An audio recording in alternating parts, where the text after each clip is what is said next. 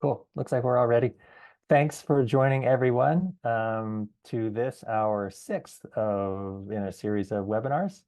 We're super excited today. We have a great panelists and great presentation lined up. Just real quickly, this is a big problem you all are trying to solve, and our piece of it is to try to build the tools to help you solve this big problem. And these webinars are kind of an extension of that goal. So we're doing them as kind of tutorials, presenting you with case studies, where possible, giving you data and tools to use as examples so you can start to apply these methods to your own problems. Also, we're soon going to be announcing some starter grants that are going to provide some cloud infrastructure for projects. If you're working on a small study and you need some help, we're going to be starting that program. Look for the announcement next month in our newsletter, the Neuroscience Monitor, which if you don't subscribe to, you ought to. Visit our website and you can read back issues of that as well. Okay, we'll do, got it. Sorry, we're just answering messages. Also, please provide feedback if you have any, good or bad. I guess indifferent, you wouldn't give it to us. If you have suggestions for improvements.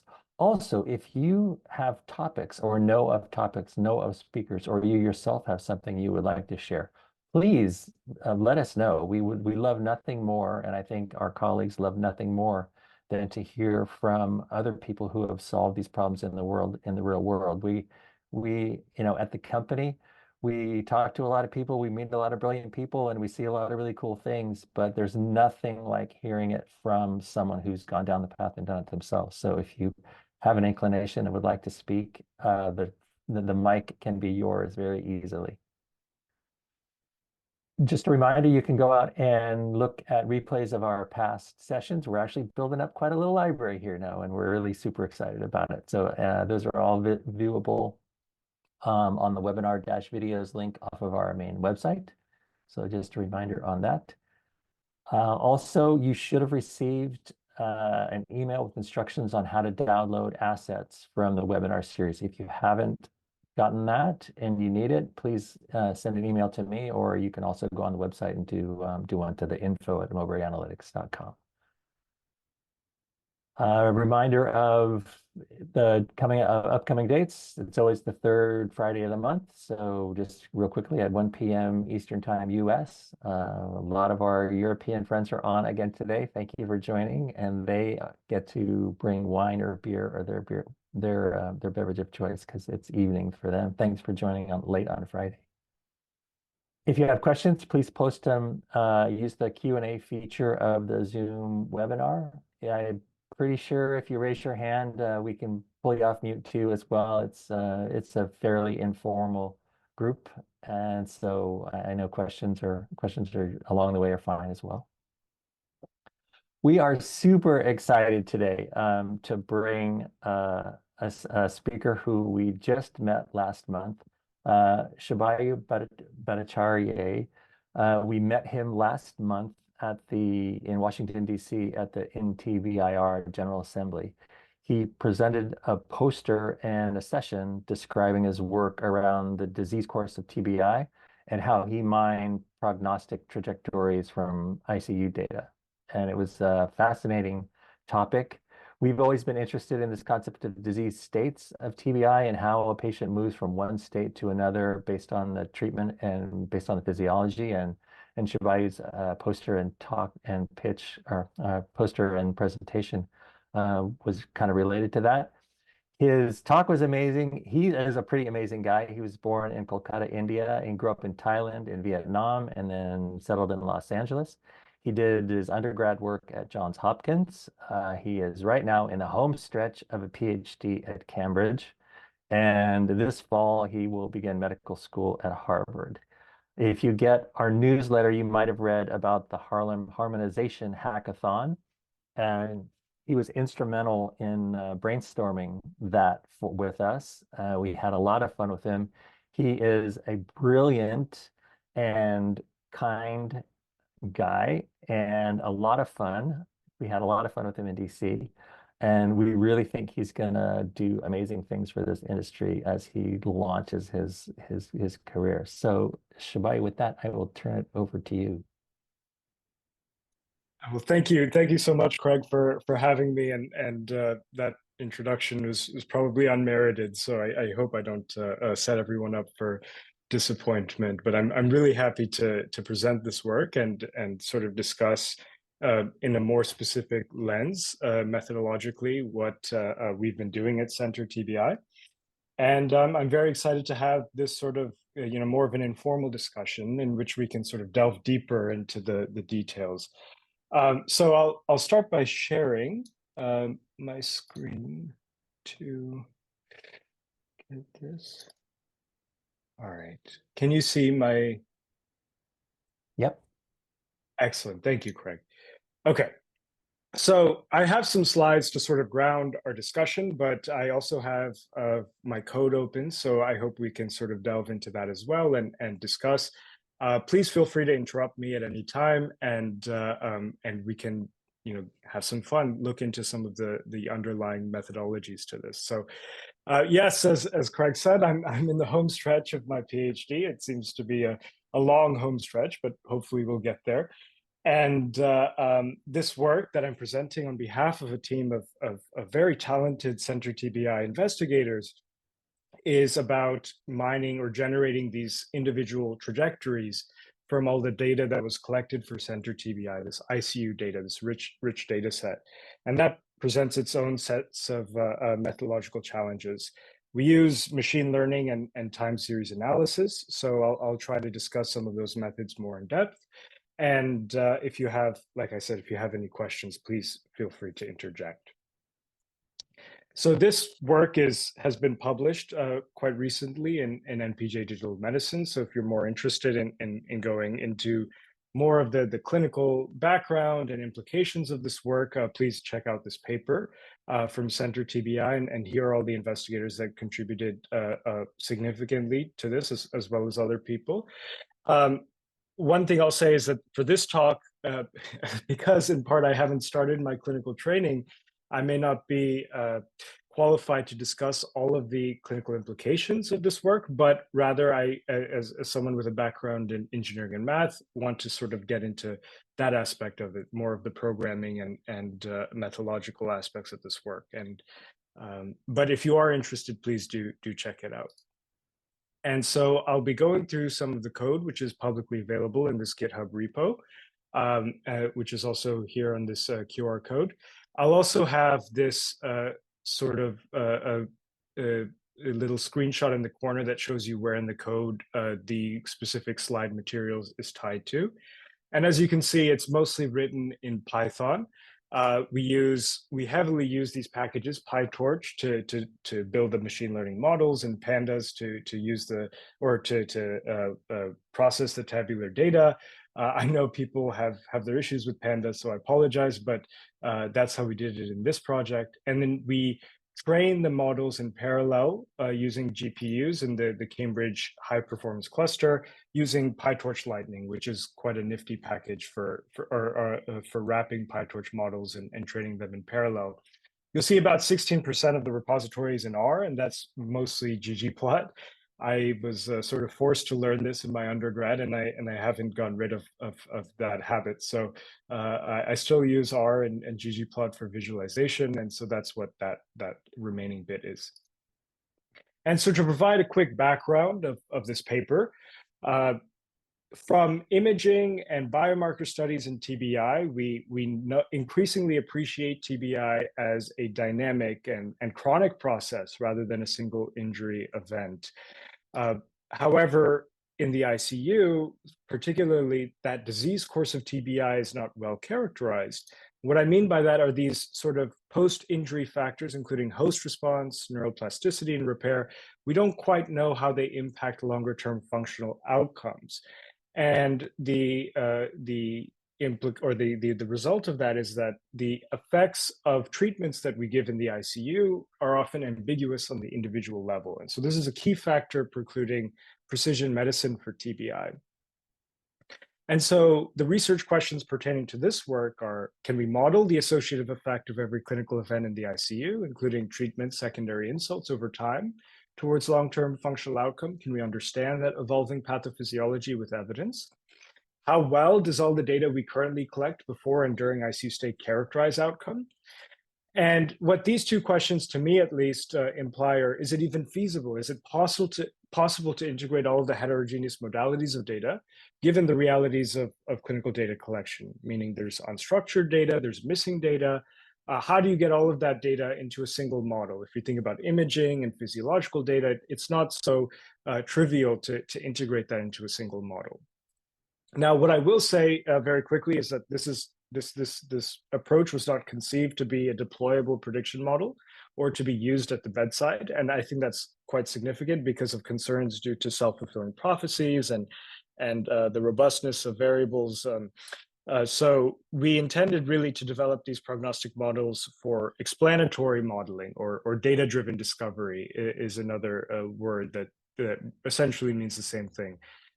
So yeah, please don't use these models for any sort of bedside prediction, although I think it would be quite difficult to do so anyways. So we start with the center TBI dataset. As many of you know, this is a large multi-center study across Europe, 54 ICUs in 19 countries. We focused on the ICU stratum of the dataset, which is about 2,000 patients. With our additional inclusion criteria, we used about 1,550. And this really does represent to date one of the widest profiles of TBI patients in the ICU available. We have a total of 1,166 variables, mostly static variables and also some dynamic. And this includes both routinely collected and some experimental variables in TBI care. And at a glance, I want to talk about the dynamic modeling strategy we developed for this work, in which we integrate all of the information in the center TBI dataset over time with this encoder. And we use a recurrent neural network as our logic layer, and then decode that into an ordinal prognosis of the Glasgow outcome scale at 6 months. So functional outcome at 6 months. I should specify that this is all one model, these three components. These were not trained separately.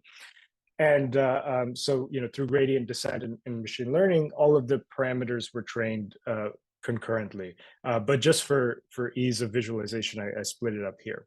But these three components really make up the modeling strategy in which we integrate all of the data in center TBI and produce these interpretable prognostic outputs. So to start by describing how the encoder works, if this represents the course of a patient's ICU stay, we discretize that ICU stay into these 2-hour windows. And from each 2-hour window, we collected all of the information available in the data set. So you can see it ranges from labs and biomarkers to brain imaging results and surgery and neuromonitoring. And you can see that static variables, those variables that are fixed at ICU admission, are carried over in each window, such as age and sex. But all the dynamic variables here between 6 a.m. and 8 a.m. just represent or are just from that specific 2-hour window. You'll see that there's different types of data in this 2-hour window. You have missing values, you have ICU interventions, you have unstructured free text data. So the challenge is, how do we get this all into our model? Well, we draw inspiration from natural language processing, which obviously has been in the news a lot lately because of large language models. But in NLP, models have to be quite flexible to integrate many different types of word or syntactical structures and semantics. And so, and of course, unstructured data as well. And so what happens here is that, in the most basic bag of words model, you'll see that each word has its own row in an embedding matrix. And those words are mapped to their index in that embedding matrix. So the number of rows represents the size of your vocabulary, and the number of columns represents the dimension of your embedding. And so this is what we use as our inspiration. The question is, how do we convert all of that clinical information into some sort of common language or set of words that we can train an embedding layer on. And so the way we do it is this process called tokenization. As you can see, here are the different methods for tokenization for the different types of variables. For categorical variables, it's quite easy. You just append the value to the name of the variable. For continuous variables, this is a bit trickier, but what we did is we learned a training set distribution for each variable, and then we discretized into 20 quantile bins. So you see this biomarker value is converted from its numerical value to its quantile bin value, the ninth of the 20 quantiles. For text-based entries, we use a standard process in language models in which we remove all the formatting and special characters, and similar to the categorical variables, just append it to the variable name. And pivotally, for missing variables or missing values, you see that we do the same as categorical variables and have a separate token to represent the missingness of variables. And so this is quite important because it lets the model learn informative patterns of variable missingness. And in clinical data collection, there often are significant reasons for why variables are missing. And so if we return to this example, we have our tabular data set. We convert each of those points into separate tokens. And then using an embedded and weighted aggregation layer, we can convert an individual set of tokens per each 2-hour window into a single vector. The way that happens is you learn 2 embedding layers, really. One, which is the proper embedding layer, in which you have a vector learned for each separate token in your dictionary. And you have a one-dimensional, scalar embedding layer, in which you also learn a quote-unquote significance weight, by which you multiply that embedding layer vector and then sum and or take the weight average rather to combine all of that information in a 2-hour window into a single vector. So now we have our course of ICU stay. We have our 2 hours worth of data, which is now distilled into a single low-dimensional vector. Now we turn to our logic layer, which is our recurrent neural network. So after our tokenization and embedding, what we have is a sequence of vectors, each vector representing a window of 2 hours in the patient's ICU stay. And then those sequence of vectors, or that sequence of vectors, feeds into a recurrent neural network. The cell we use for our RNN, we tried out 2 different ones. We tried out LSTM, so long short-term memory cells, and gated recurrent units, GRUs. These are the schematics for these 2 different types of cells. But essentially, the main components to these RNNs is that they have a hidden state as well as a longer-term memory. And that memory over time integrates the information that the model thinks is important to know. So if something important like a hypoxic event happened in a patient's ICU stay early in their ICU stay, these models can carry that information over throughout the rest of their stay to inform how those new events over time interact with those earlier events. And a GRU works similarly. It has fewer weights, so it's easier to train and less prone to overfitting, and but operates in a relatively simple or similar method of keeping memory over time. As you can see, there's only 1 channel of memory in a GRU as opposed to the 2 of an LSTM.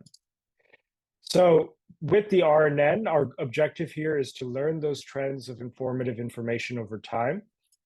And then we extract these hidden state vectors. So we convert those low-dimensional vectors after embedding and tokenization into these hidden state vectors. Now, finally, we turn to our decoder. So our outcome for this model is the Glasgow Outcome Scale Extended, which maps a patient's functional outcome into this 8-point score based on what the patient is able to do at that point. And I will say in center TBI, GOSE 2 and 3 are combined. So really we have a 7-point scale. And typically what's been done for outcome prediction models in TBI is that GOSE has been dichotomized either at this point to predict mortality, or between GOSE 4 and 5 to predict quote unquote favorable outcome.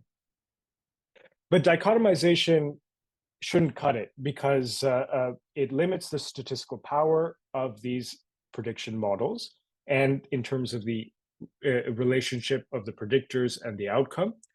But also it restricts this threshold of favorability onto the users of the models. So whilst for some patients or clinicians, this threshold of outcome may be favorable based on functional independence, of course, based on the severity of the TBI, you want to look at different thresholds as well to understand how specific events in the ICU impact future outcome.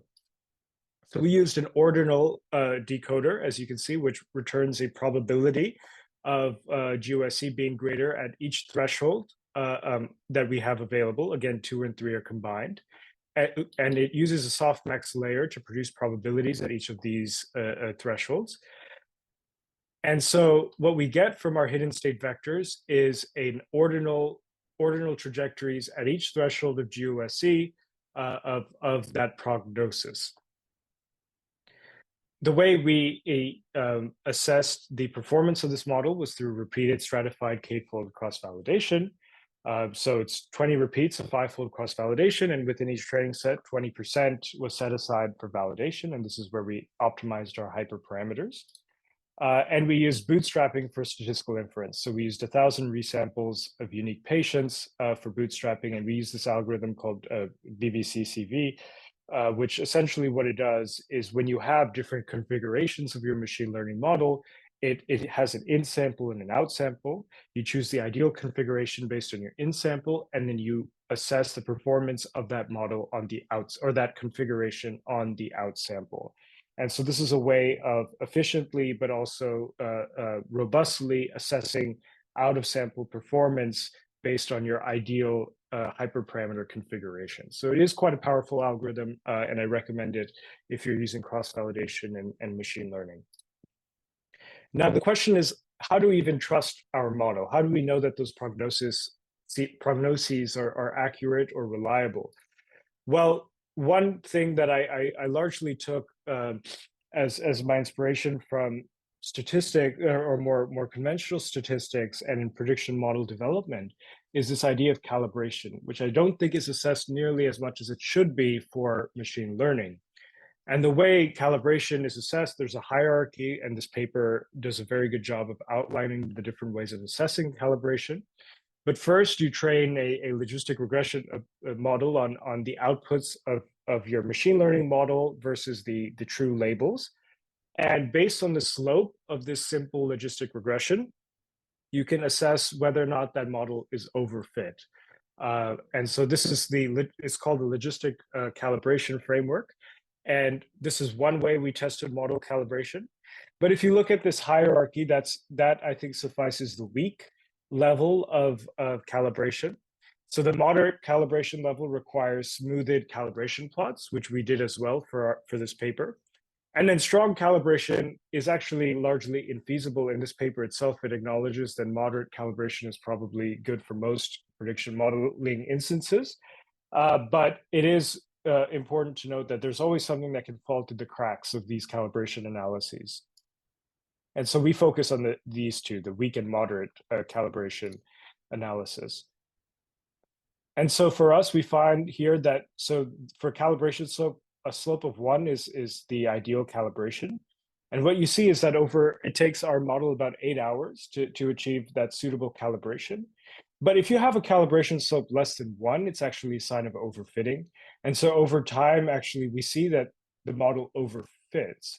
Now, typically, you won't expect this from a dynamic prediction model. And in fact, if you look at it from the other way, if you look at days before ICU discharge, the model actually improves in calibration.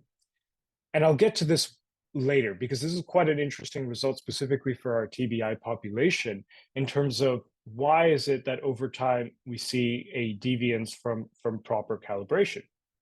And I'll give you a hint, it has more to do with the patients that stay longer in the ICU than it does with those with a change in the performance of the model itself. And here is our calibration slopes. We see again at 8 hours. So the first one, the blue one here is the aberrant calibration.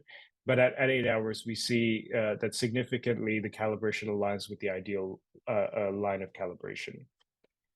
Now, the next question is, once we have our model outputs and we have some faith in them, how do we interpret that in terms of the information content of our data? So based on this paper, we used a method called Summers D-index, a rather old index that really takes the proportion of Kendall's tau rank correlation of ordinal scales to in terms of how they correlate with each other over the or the autocorrelation of an ordinal scale. And the way you interpret that in our case, is the percent of ordinal variance in outcome that is explained by the variable set. So if we look, as I say here, the proportion of ordinal variation in the outcome that can be explained using variation in the prediction score.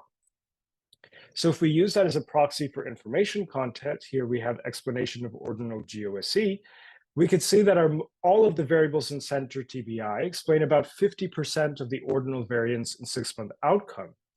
But similar to the calibration scheme, we see that the explanation actually decreases over time.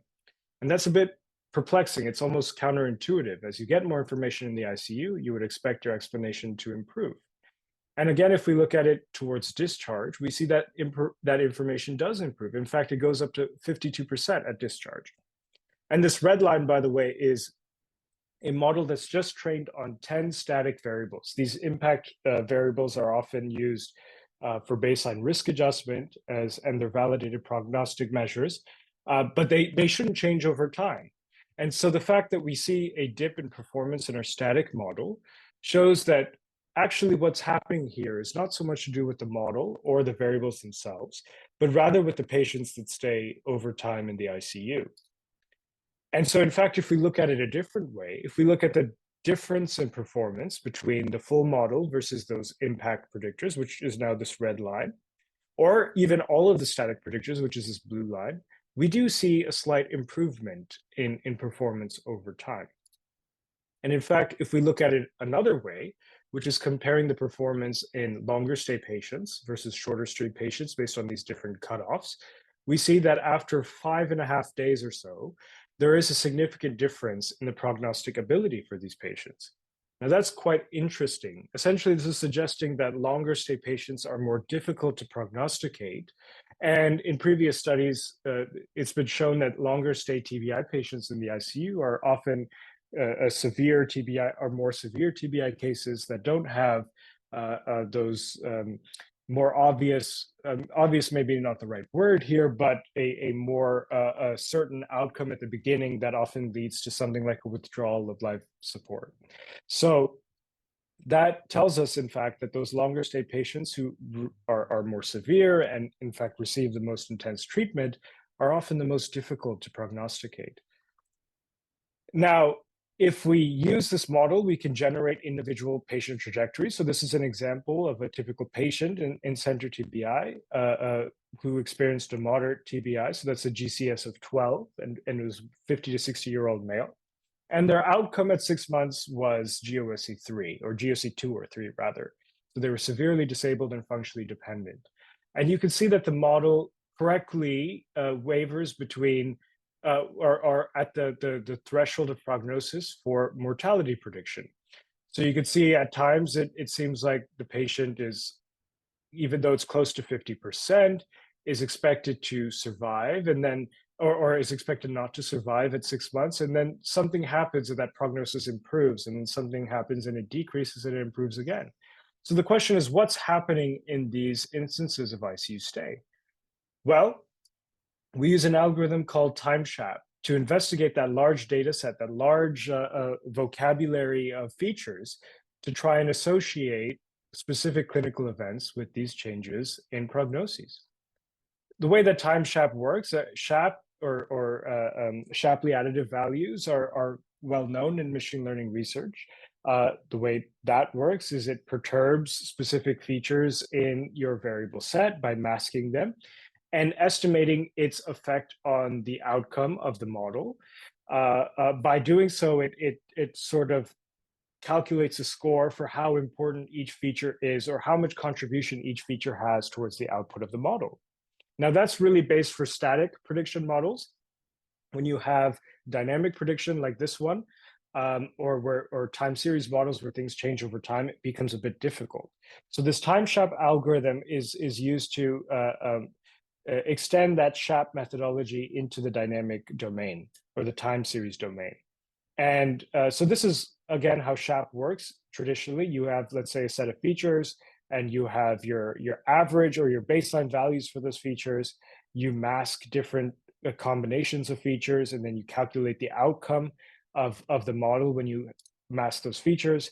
And then you iterate through all the possible combinations of masking features, calculate the difference in outcome to sort of estimate this phi value or the SHAP value for a specific feature. How important is that feature, that specific feature towards prediction? However, when you have, in our case, 1,166 features, that's a lot of combinations of features. So it's not really computationally tractable to iterate through every single one. So what time SHAP does is it first prunes out features that happen way back in time that have relatively low impact on the model output. The way it does it is it has a threshold at each. So sorry, I must say that the rows of this matrix are the specific features, and the columns are time steps. It's called events in the time SHAP paper, but they're really time steps before a certain prediction. So as you can see, what it does is it extends that threshold back in time, and it blocks all of those old events as a single feature. And it calculates the SHAP value of that single block of features over time. And at some point, as you can see, as you go further back in time, the importance of those features decreases. And once it goes below a certain epsilon threshold, then we prune all of those events far back in time as a single feature. So this really is to make this algorithm computationally tractable for our methodology, while also recognizing logically that things that happen far back in a patient's ICU stay are likely to have less of an impact towards those specific prognostic transitions than something that happened maybe within a day or two before. And so this is how you extend that SHAP methodology into the time domain. You can see these are the old events lumped by pruning. And then what happens is that you can treat each of these features and events themselves as a sort of grid of different features and calculate their contributions towards outcome. So it's not just looking at the feature contributions, but actually also at the time step contributions. And so this is the temporal perturbation methodology we use to associate specific events with outcome. And so if we return to that specific individual's prognostic trajectories, these are the features that came up in terms of their most important effect on the outcome. And if we look at the dynamic variables, the things that really improved outcome in this case for this patient or their prognostic trajectory were improvements in GCS. And in this case, the start of pharmacological DVT prophylaxis. Now, this is a good example because I need to emphasize that time SHAP, especially on observational data, is not causal, it's associative. And it's highly unlikely that the start of this prophylaxis is the thing that improved this patient's outcome. Rather, what it signals to the model probably is that this patient is not a high bleed risk. And therefore, this DVT prophylaxis, the application of this therapy indicates that the patient doesn't have a high bleed risk and is unlikely to have further intracranial bleeding or problems with ICP management as a patient would if they were at a bleed risk and could not receive DVT prophylaxis. So that is an important thing to note about this methodology, is that it's not causal, it's merely associative. But still, from all of those variables, it could identify some hits in terms of what was associated with that change in outcome. And as you can see, these are the time steps before. So you can see everything that this transition specifically was largely contributed to by events that happened within 6 hours. If you go beyond 6 hours, the impact goes quite low. So that's the pruning threshold for this time-shot case. And then from the time-shot values of each patient's individual transitions, we put them together to produce this population-level plot. I won't go into all the specific details in here. I suggest you look into the paper for that, because we do have some nice discussion about, for example, why is it that physician prognoses have such a big impact on outcome, it seems. But it was important to note that these individual level dynamic features were predictive of these prognostic changes. Now, one thing that I didn't mention, if we go back up to this plot, is that you can see that actually the static variables account for the vast majority of explanation of outcome. And that was actually a big surprising result from this paper, is that for TBI, it seems like those primary injury factors are much more deterministic, maybe not deterministic, but are much more predictive of outcome than anything that happens in the ICU. Of course, it's important to remember that the center TBI set is fixed on high resource ICUs across Europe. So what it could suggest is that these ICUs are doing a very good job at secondary injury management, and therefore it's that primary injury factors that seem, or that primary injury severity that seems to have a more important impact on outcome. But that result is sort of reflected in our time-shot values, in which we see that those static features have more of an impact than those dynamic features if you look at the x-axis. So that was an interesting result from this study. Now we're moving towards dynamic causal inference, and this is something that makes the results from this, from any sort of dynamic modeling, more actionable. It makes it so that hopefully we can investigate specifically why these features, these pathophysiological features, associate the way they do with outcome. But causal inference has its own challenges. So this is an example of causal inference in which individualized treatment effect estimation was used in, I think, yes, in oncological case of tumor volume over time. And it tries to predict through counterfactuals the effect of specific treatments on those patient trajectories. So we're trying a similar thing with ICP targeted treatments for TBI and seeing how they affect trajectories. However, it's very important that we remember that causal inference typically in cases of ITE require a lot of data, and they must be expert driven. So you need to encode your hypotheses. You can't take a full data-driven approach. Otherwise, you'd be embedding a lot of biases from the data set. So a quick recap of what I went through. What has this modeling approach taught us about TBI? Well, it showed us that about all of the information that we collect currently accounts for about half of that variation in ordinal outcome. So this is the glass half empty, half full situation. It's an improvement from prognostic models of before, but it still shows us that half of it is unaccounted for. And we discussed different reasons why that might be in the paper. Among patients in these high resource ICUs, variation in initial injury severity has a greater effect on outcome than variation in ICU treatments.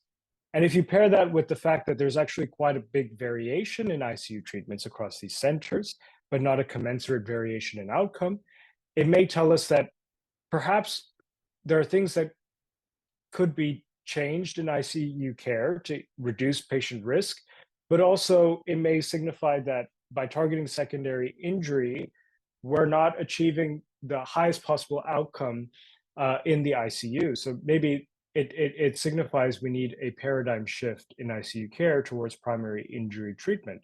But of course, that would require a lot of improved mechanistic understanding.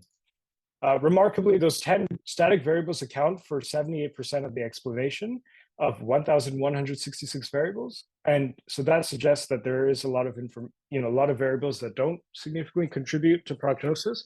But that makes sense as well, because not all those variables were collected for prognosis either. And from those time-shot values, we've already generated some new hypotheses of variable outcome relationships. Now, in terms of more of a methodological lens, there are some take-home messages I want to share.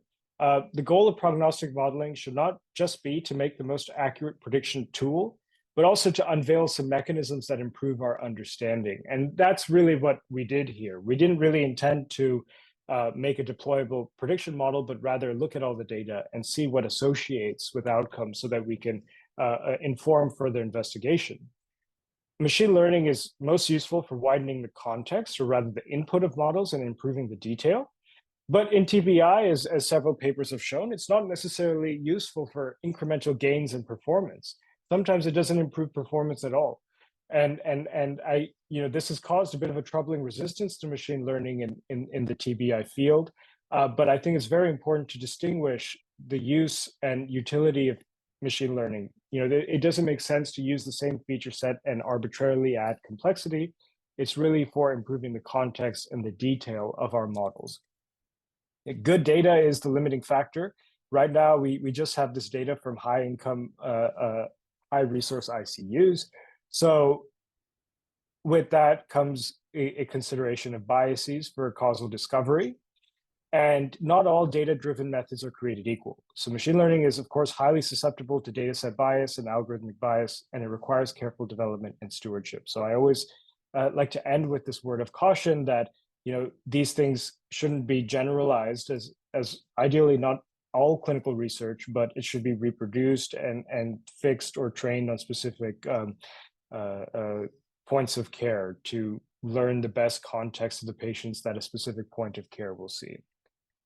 So yeah, thank you for listening to the or going through these slides with me. I'm happy to take more questions, and of course, I would like to acknowledge this team of Center TBI investigators and my mentors, Professors Ari Ercole and David Menon, my supervisors at Cambridge, who've enabled this work. And thank you for listening. I'm happy to go through the code specifically or answer specific questions. Thank you. Oh, thank you. That's amazing. So this is kind of the second view I've seen of this, and this is more in depth and amazing. So thank you so much for coming today and sharing this with us. Please, our audience member, if you have any questions, please raise your hand or put them in the chat or let us know. Like you said, we can dive into code, or we can take more questions. While we're waiting on that, so I'm always interested in how much time and what kind of problems you encounter, like in data prep and data cleansing and all of that kind of dirty work before you can actually start creating features and developing models. Even these large data pools like Center TBI, they're designed to be more homogeneous and designed to help us. I imagine there are still issues. Can you talk a little bit about that part of the process before you get to actually trying to answer the question?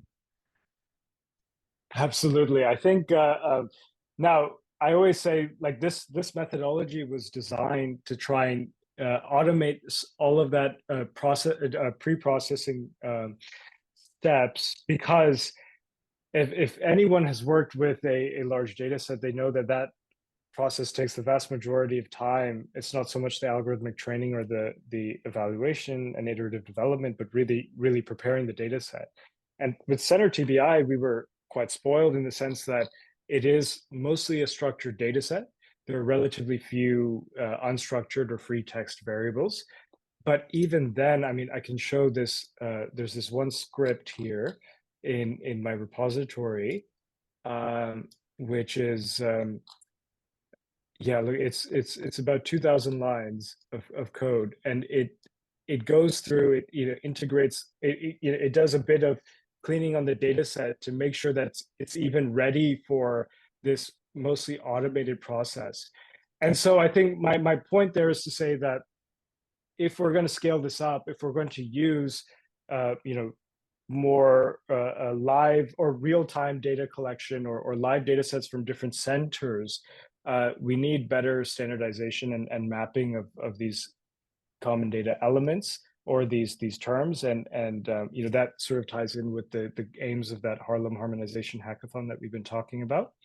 But yeah, it did take a lot of process to make sure that all of the data we were using was legitimate. And I think I always encourage people, even if you're doing these big data-driven studies, to actually look at the data and make sure you're not feeding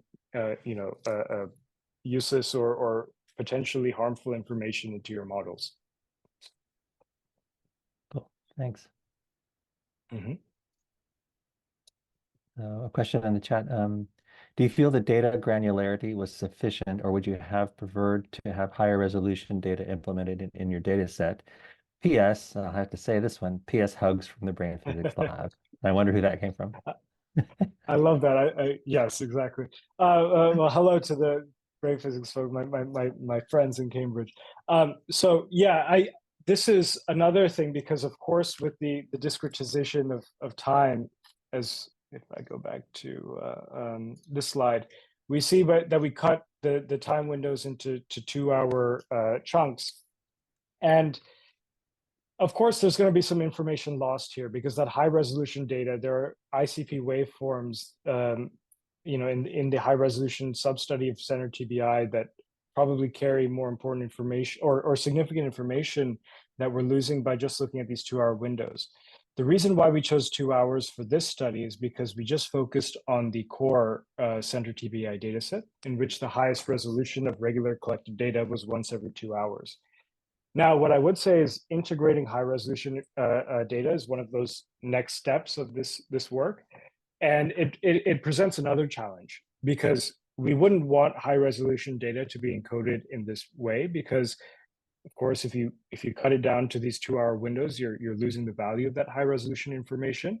And if you try to using manual features like mean or median, kurtosis or different signal features, there's a bit of hand picking and manual selection that sort of defeats the purpose of any sort of deep learning model. So I think for that, what I would recommend is having a separate encoder for the high resolution information that that is able to appreciate that high resolution and granularity of the data and integrate it with the other clinical data, which is at a lower resolution.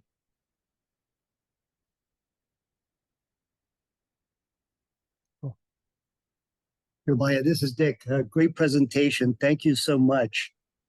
And thanks, Dick. I have a question. So it doesn't surprise me that the initial kind of characterization of the patient is a better predictor. And it would make sense because we have a lot better methods to measure that initial characterization, like imaging and these kinds of things.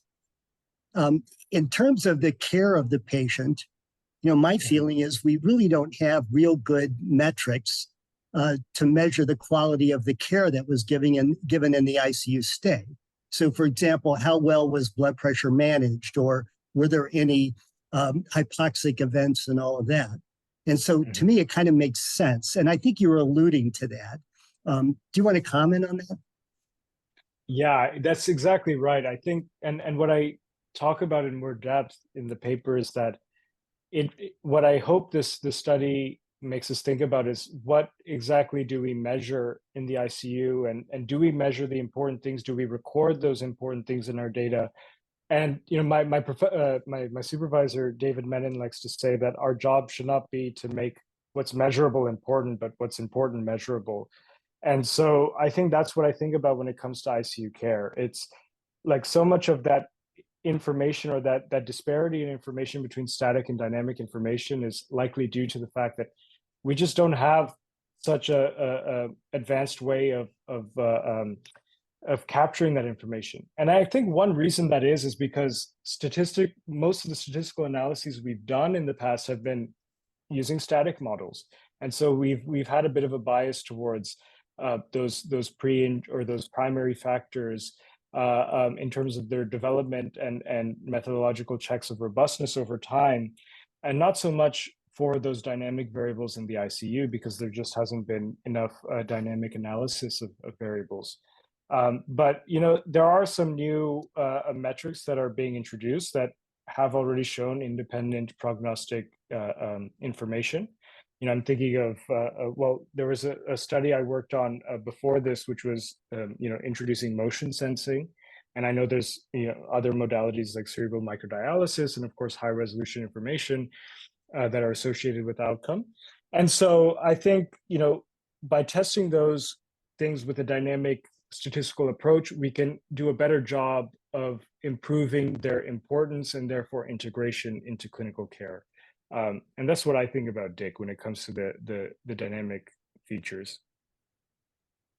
Yeah, that's wonderful. I think we think alike. That's probably probably the only thing I think alike with you. The rest of it I can't understand. So. Well, But it sounded great. Great. Cool. So Ethan and I had the same question. So what's next? Are you hoping to carry this forward to Harvard and look at more clinical implementation or of some kind? Or I guess is there just a lot more work that needs to be done before we can even talk about that? I'd love to hear your what's next. Absolutely. I think so. When I will say disclaimer, when I was working on this, I had all these great ideas of what to do next. And now that I'm writing a thesis, my hope is largely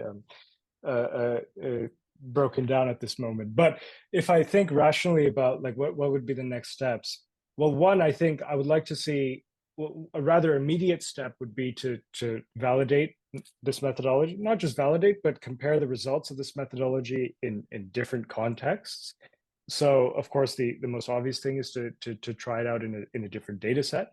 But more importantly, what I would think is to prospectively collect data in different resources or in different settings, like lower resource ICUs, and see how those, that feature importance varies depending on the context of the model. In terms of moving towards any sort of clinical implementation, I think there are two things that need to happen, and two things that I'm working on as I move forward. One is sort of on the data integration side of things, which is making sure that all those the EMR data and the high resolution data is capable of being integrated in real time, and that poses its own sets of software and engineering challenges. And then the second part is thinking of these things in more mechanistic terms. So I want to move towards treatment inference as a clinician, and in order to do that, I think we need to work towards causal inference, which means having those hypotheses drawn out and developing models that have fixed causal edges rather than just a purely data-driven associative exploration. And so that's sort of what I'm working on now. Is the first thing is using the same approach to see what factors predict changes in treatment intensity, and then using that to build causal inference models to find sort of mechanistic relationships between treatments or other pathophysiological factors like biomarkers and outcome. And so that's sort of moving more towards a clinical implementation sphere in a scientific lens rather than more of a direct implementation lens. Mm-hmm. Cool. All right, well, that's all the questions I had. If anybody else has anything, please put it in the chat or the QA.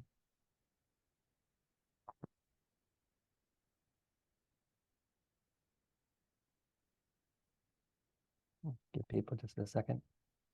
Mm-hmm. This is so cool. This is amazing. Thank you very much. I just want to say thank you. Thank you. This is wonderful. Learned a lot. My pleasure, Ethan. Thank you for having me as well. It's really nice to meet all of you. So this is my pleasure. Cool.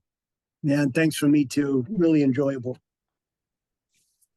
Awesome. Well, I guess we'll wrap it up. We'll wrap it up there with another thank you so much for a great talk. And we look forward to the next time we meet. It was a blast in DC, and we look forward to seeing you again and hearing more about what you're up to. Likewise. Thank you again, and I look forward to that. Okay. Thanks so much, everyone.